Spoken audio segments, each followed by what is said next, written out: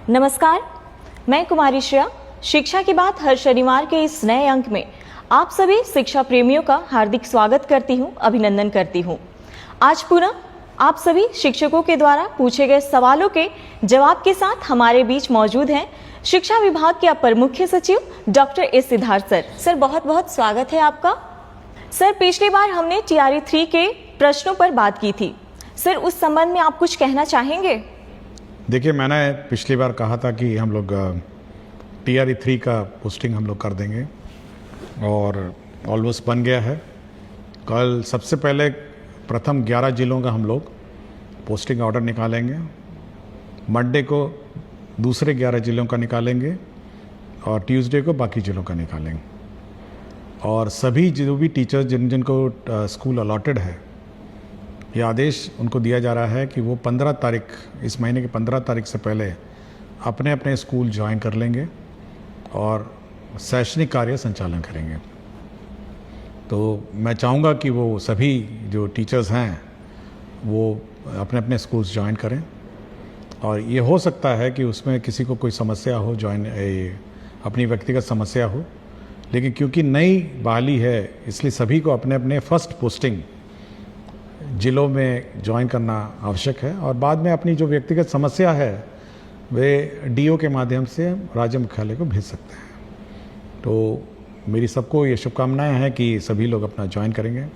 साथ ही साथ next week हम लोग TRE 1 और TRE 2 के महिलाओं का स्थानांतरण जो दूरी के आधार पर है उसको टेकअप करेंगे। आपको ज्ञात होगा कि हम लोगों ने पिछले सप्ताह तक जितने भी विशेष समस्याएं हैं, बीमारी है, विकलांगता है, पति पत्नी है और उसके छूटे हुए मामले भी हम लोगों ने टेकअप कर लिए हैं।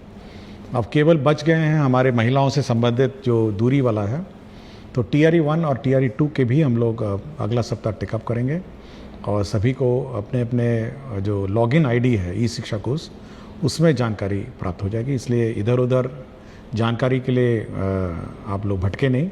आपको अपने ई शिक्षा कोर्स के लॉगिन में पहले तो SMS जाएगा और SMS जाएगा जिसके माध्यम से आप ई शिक्षा कोर्स के लॉगिन में अपना अपना स्थानांतरण जिला देख सकेंगे। दूसरा एक मैं जानकारी ये देना चाहूँगा कि परसों मुझे एक पत्र मिला था अपने डाक में।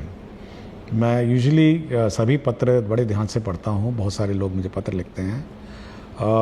मैं उस पत्र में बहुत सारे इश्यूज़ थे और विशेषकर जो टीचर्स की समस्याएं हैं उसके बारे में बड़ी लंबी चौड़ी पत्र थी। और ये एक BPSC TRE 1 के जो शिक्षक हैं उन्होंने लिखा। मैंने 2-3 बार इस पत्र को पढ़ा और क्योंकि मैं इस कार्यक्रम के माध्यम से हम लोग शिक्षकों की, बच्चों की, स्टूडेंट्स की समस्याओं पर हम लोग प्रकाश डालते हैं। मैं चाहूँगा कि वो पत्र आप इस कार्यक्रम में पत्र है, थोड़ा इसको पढ़ा जाए इस पत्र को। जी सर। एक शिक्षक का शिक्षा विभाग के ACS doctor S Siddharth sir का नाम एक पत्र। आदरणीय ACS महोदय, अपर मुख्य सचिव शिक्षा विभाग, आपके द्वारा प्रत्येक शनिवार को एक YouTube चैनल पर शिक्षा पर चर्चा नाम से एक कार्यक्रम आता है जिसमें आपके द्वारा बड़े ही प्रमुखता से छात्रों तथा शिक्षकों के द्वारा पूछे जाने वाले सवालों का आप जवाब देते हैं।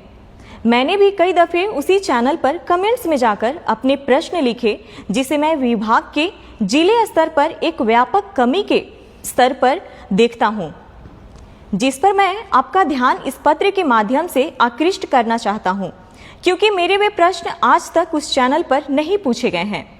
मान्यवर, आपने शिक्षा विभाग में टेक्नोलॉजी का प्रयोग कर खासकर ई शिक्षा कोर्स जैसे ऐप लाकर एक क्रांतिकारी कदम उठाया है, जिसे इतिहास आपके इस अनोखे नवाचार के लिए सदैव याद रखेगा।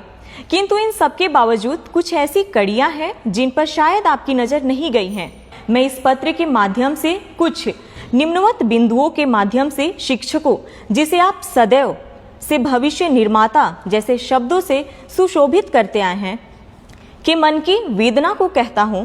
हमने आपकी सदैव सुनी है, अब सुनने तथा इसके समाधान की बारी आपकी है। महाशय, आपने कुछ कर्तव्यहीन शिक्षकों को विद्यालय से बाहर रहने की गुप्त सूचना पर आपने उन पर उनके नैतिक दायित्वों का पालन सुनिश्चित करने हेतु हाजिरी दर्ज करने हेतु ई शिक्षा कोष जैसे ऐप लाए। आपके इस क्रांतिकारी निर्णय ने वास्तविक तौर शिक्षकों की पहुंच को विद्यालय से सुनिश्चित किया। इसके साथ ही साथ इस ऐप ने शिक्षकों का समय पर विद्यालय आना तथा समय के बाद विद्यालय से जाना सुनिश्चित किया। किंतु विभाग द्वारा जिलों को समय से शिक्षकों के वेतन तथा एरियर के भुगतान हेतु राशि भेजने के बावजूद शिक्षकों के वेतन का भुगतान समय से क्यों नहीं? शिक्षकों को समय से वेतन का भुगतान हुआ कि नहीं, इसकी निगरानी ई शिक्षा कोष ऐप से क्यों नहीं? विभागीय आदेश के बावजूद शिक्षकों के वेतन तथा बकाया राशि का भुगतान नहीं होने पर डीईओ तथा डीपीओ स्थापना का निलंबन क्यों नहीं? महाशय, आपने ई शिक्षा कोष ऐप को इतना व्यापक रूप प्रदान किया है कि जिसमें छात्र, शिक्षक तथा विद्यालय तीनों का समस्त डाटा संग्रहित है, जो शिक्षा के क्षेत्र में आपके इस क्रांतिकारी परिवर्तन का अद्वितीय पहल है। किंतु जो शिक्षक साथी मेडिकल लीव या अर्न लीव या किसी अन्य लीव जैसे मातृत्व अवकाश पर जाते हैं तो उन्हें भौतिक आवेदन डीईओ या डीपीओ कार्यालय में जाकर देना होता है। तो फिर इन आवेदनों को आवश्यक साक्ष्यों के साथ ऑनलाइन ई शिक्षा कोष ऐप पर करने की व्यवस्था क्यों नहीं? महोदय, आपके विचारों से आपकी शिक्षा के क्षेत्र में सुधार करने का जो जज्बा है, हमें उससे भरपूर मोटिवेशन मिलती है। बिहार की स्कूली शिक्षा व्यवस्था को अद्वितीय बनाने का जो स्वप्न आपने और पूरी बिहार की जनता ने जो देखी है, हम उसे पूरा करने में अपना सर्वस्व निछावर कर चुके हैं। हम पूरे मन से, पूरी लगन से बच्चों को पढ़ाते हैं। हम उन बच्चों को भी पढ़ाते हैं जो पढ़ना नहीं चाहते हैं। हम उन अभिभावकों को भी प्रेरित करते हैं जो अपनी बच्चियों को पढ़ाना नहीं चाहते हैं। इतना करने के बाद हमें अपने वेतन भुगतान हेतु तथा बकाया राशि के भुगतान हेतु आपके डीईओ तथा डीपीओ के यहाँ क्यों जाना पड़ता है? हम शिक्षकों को भी अपनी माँ तथा अपने वृद्ध पिता का इलाज कराने हेतु पैसे की आवश्यकता होता है। आपने अपने हालिया भाषण में कहा कि शिक्षक का नौकरी कोई रोजगार नहीं है कि यह पैसे के लिए किया जाए। टीचिंग एक सबसे अलग जॉब है। आपके इस कथन ने मुझे व्यक्तिगत रूप से एक अलग दर्जे पर अपने शिक्षण कार्य हेतु उत्साहित किया। हम अपनी मजदूरी मांगना भूल भी जाएं, मगर हमारा आत्मसम्मान नहीं। आप शिक्षा विभाग के एसीएस होकर हम तमाम शिक्षकों को इतना मान सम्मान देते हैं। आप सभी शिक्षकों को आप कहकर संबोधित करते हैं, किंतु दुर्भाग्यवश आपके डीईओ, डीपीओ तथा उनके कार्यालय के लिपिक, परिचारी सभी लोग हमें अपमानित करते हैं। हमें तुम कहकर, कभी अरे कहकर बोला जाता है। हमें घंटों कार्यालय के बाहर इंतजार कराया जाता है। मान्यवर, आपके डीईओ तथा डीपीओ के दुर्व्यवहार के सामने आपका सारा मोटिवेशन समाप्त हो जाता है। उस पल हमें ऐसा लगता है जैसे शिक्षक बनना हमारे लिए गुनाह हो गया है। महाशय, हम शिक्षक अधिकांशतः आपके डीईओ तथा डीपीओ के कार्यालय में जाते क्यों हैं? अर्न लीव के लिए, मेडिकल लीव के लिए, मातृत्व अवकाश के लिए, वेतन भुगतान या बकाया राशि भुगतान के लिए। हम कार्यालय उपरोक्त कार्यों हेतु जाते हैं, तभी हमसे चढ़ावा मांगा जाता है, हमें अपमानित किया जाता है। अगर आप उपरोक्त कार्य हेतु ई शिक्षा कोष ऐप पर भी व्यवस्था कर दे तो कुछ हद तक हम शिक्षकों की मन की वेदना को आप दूर कर सकेंगे। महाशय, जब आप आपके डीईओ, डीपीओ महीने के 1 तारीख को अपनी मजदूरी ले लेते हैं, तो आप हम शिक्षकों की मजदूरी देने में 1 से 2 महीने का विलंब क्यों? एक अभिभावक अपने बच्चों का वेतन दिए बिना अपना वेतन कैसे पा सकता है? यह नैतिक रूप से बिल्कुल गलत है। आप भली भांति जानते हैं सर कि भूखे पेट मोटिवेशन भी काम नहीं आता है। आप और आपके डीईओ भाषण इसलिए दे देते हैं कि आपको कभी भी वेतन के लिए आपके अधिकार के कार्यालय का चक्कर नहीं लगाने पड़ते हैं। अतः महोदय से मेरा नम्र निवेदन होगा कि उपरोक्त बिंदु पर विचार करें ताकि बिहार के तमाम शिक्षक साथियों का दर्द कम हो। मैं इस पत्र को 2-3 बार पढ़ा और मैं इसीलिए इस पत्र को मैंने साझा किया क्योंकि इस कार्यक्रम को मेरे पूरे विभाग के अधीनस्थ सभी पदाधिकारी और कर्मचारी देखते हैं। और एक टीचर की वेदना जो है ना, जब वेतन समय पर नहीं मिलने का, उस वेदना को मैं बार बार हर मीटिंग में, जितना भी वीडियो कॉन्फ्रेंसिंग की मीटिंग होती है, मैं उनको कहता हूँ और ये मैं बार बार उनको चेतावनी देता हूँ। और आखिरी लास्ट टाइम मैंने जब मीटिंग किया था तो मैंने यहाँ तक चेतावनी उनको दे दी कि जब तक शिक्षकों का वेतन नहीं मिलेगा तब तक कार्यालय में जो पदाधिकारी हैं और कर्मचारी हैं ग्रुप डी छोड़ के, उनका वेतन की निकासी नहीं की जाएगी। मैंने यहाँ तक लास्ट टाइम कह दिया। और इस शिक्षक जो मुझे लगा टीआरई 1 के बहुत ही कमिटेड टीचर है, मतलब ये मेरे विचार से जब मैंने पत्र को बड़े ध्यान से पढ़ा तो मेरे मापदंड में बहुत एक आदर्श टीचर है, मतलब एक टीचर जिसकी मैं परिकल्पना करता हूँ और शिक्षा व्यवस्था जिसके कंधे पे है। और मेरा बहुत उम्मीद है ये टीआरई 1, टीआरई 2, टीआरई 3 और सक्षमता पास जो टीचर हैं कि इस प्रकार की भावना और इस प्रकार का जो मतलब कमिटमेंट है, यही हम सभी शिक्षक से चाहते हैं। यह उसका दूसरा उद्देश्य था। लेकिन अब जो देख के मुझे लगा कि हमारे शिक्षक कार्यालय, शिक्षा विभाग का कार्यालय जो है, अब वेतन तभी उसकी निकासी होनी चाहिए जब हमारे टीचर्स का वेतन पहले निकासी होगा। सबसे पहले जो फर्स्ट राइट है, पहले टीचर्स का वेतन निकासी होगा, उसके बाद ही हमारा जो सरकारी कार्यालय है उसका होगा। यह मैं पहले भी कह चुका हूँ और मैंने लास्ट टाइम इसकी चेतावनी भी दी थी। और इस बारे में शिक्षा विभाग बहुत सीरियस है।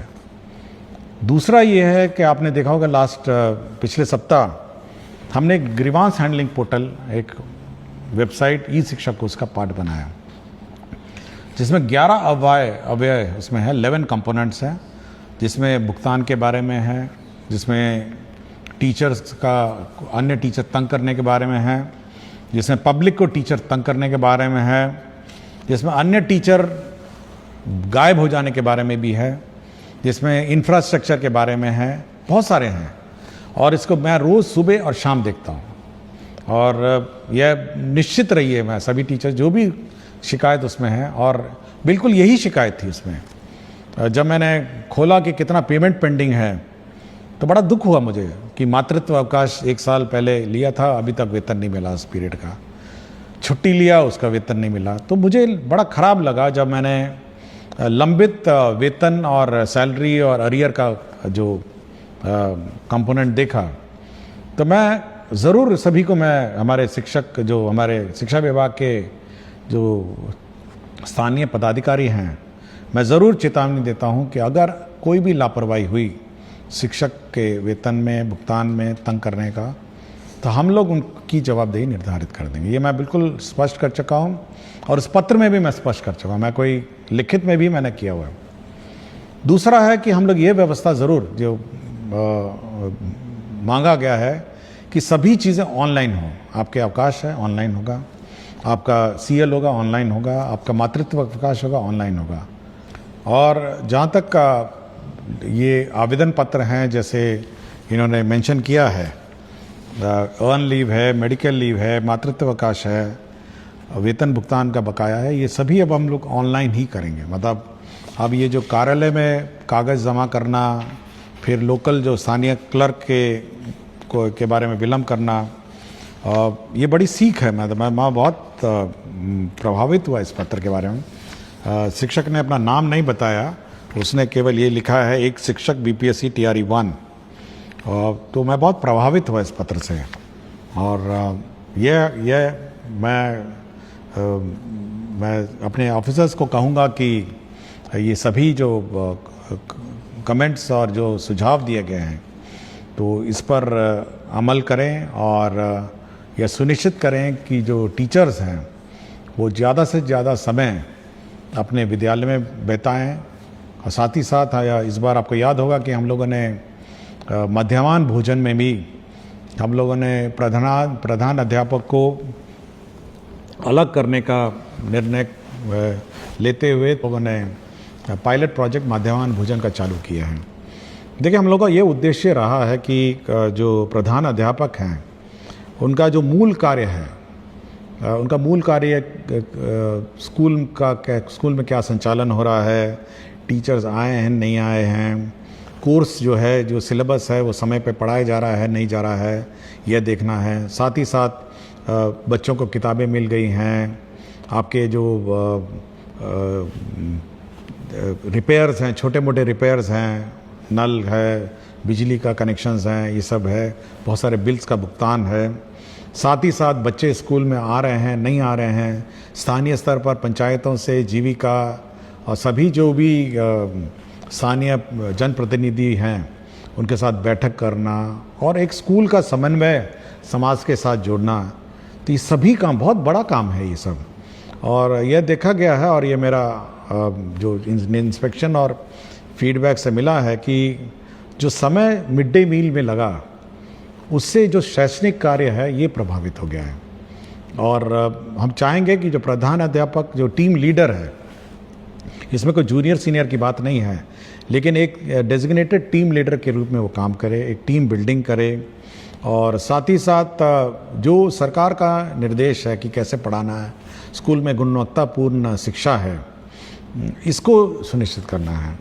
अब जैसे हम देख रहे थे परसों पिछले सप्ताह ही बात है, अब एक टीचर का आपने देखा होगा कि एक ही फ़ोटो पे 10 दिन अटेंडेंस लगा दिया, तो यह भी काम प्रधान अध्यापक का है कि जब वो टीचर आ नहीं रहा है और उसका अटेंडेंस लग रहा है तो ये चेक करके ये पता करना कि भाई अटेंडेंस लग कैसे रहा है। तो ये फर्जीवाड़ा जो अटेंडेंस का हुआ पिछले सप्ताह जो एक मामला प्रकाश में आया, ये सब पर निगरानी रखना भी प्रधान अध्यापक का है।